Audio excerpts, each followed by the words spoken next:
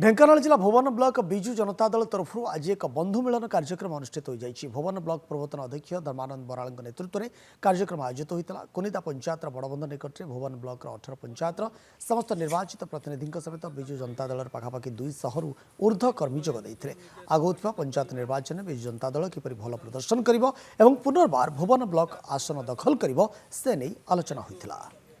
आमर एक बंधु मिलन कार्यक्रम बहुत दिन है दल हारिबा परे विजु जनता दल जो सांगठनिक बैठक हो पार ना तेणु मुझे चेष्टा करी भुवन ब्लॉक 18टी पंचायतर समस्त नेतृमंडली सरपंच समिति सभ्य जिला परिषद और आमर समस्त नेतृमंडली तथा एनएसी सभापति एवं पूर्वतन चेयरमैन को अनुरोध करूँ समस्ते आसी दलर सांगठनिक कार्यक्रम विषय आलोचना करागला और आगामी दिन में पंचायत निर्वाचन में किभली भाव में दल विजय लाभ कर सांगठन को किभली सुदृढ़ करा जाय परिबो। आज विजु जनता दल भुवन ब्लॉक तरफ एक बंधु मिलन कार्यक्रम अनुष्ठित होता।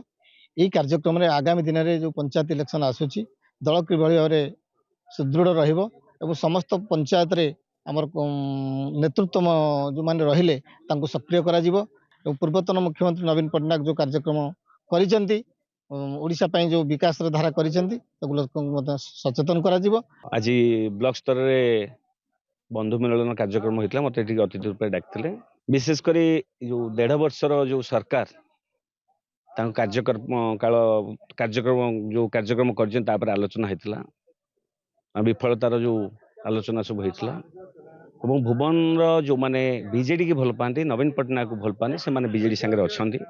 भुवन ब्लॉक जड़े वरिष्ठ विजु जनता दल सभ्य हिसाब से यही मतामत देवी जे आज जो बंधु मिलन पर्वटा ये पालन करा एक राजनैतिक पर्व कहले अत्युक्ति होना किंतु मोर कहबार कथा तार उद्देश्य मूल हूँ नेतृत्वर अभाव दृष्टिकोण ये दलर मुख्य आभिमुख्य है आम जड़े नेतृत्व बा नेता को तैयारी करने आमर आभिमुख्य रोचे।